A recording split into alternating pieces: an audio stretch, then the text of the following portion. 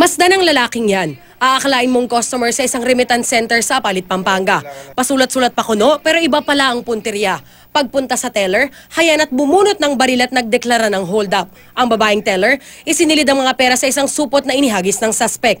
18,000 piso ang natangay ng lalaki sa insidenteng nahulikam noong November 23. Walang ibinigay na kuha ng CCTV pero nito lang Lunes, umatake ulit ang suspect sa iba pang remittance center sa Plaridel, Bulacan. At sa pagkakataong ito, tuluyan siyang naaresto. Ayon sa pulisya, ang suspect na si Rodson Ligayo matagal na raw nang bibiktima sa mga remittance center sa Bulacan at Pampanga. At ang kanyang modus, magpanggap na customer at kapag nasigurong teller lang ang nasa loob, saka mang hold up. Nakumpiska sa suspect ang pekeng baril na ginagamit niya sa pang-hold up. Panawagan natin yung iba pang posibleng na biktima nitong suspect ang lumapit sa ating himpilan para matulungan natin maisampa ang kaukulang kaso laban sa suspect na ito.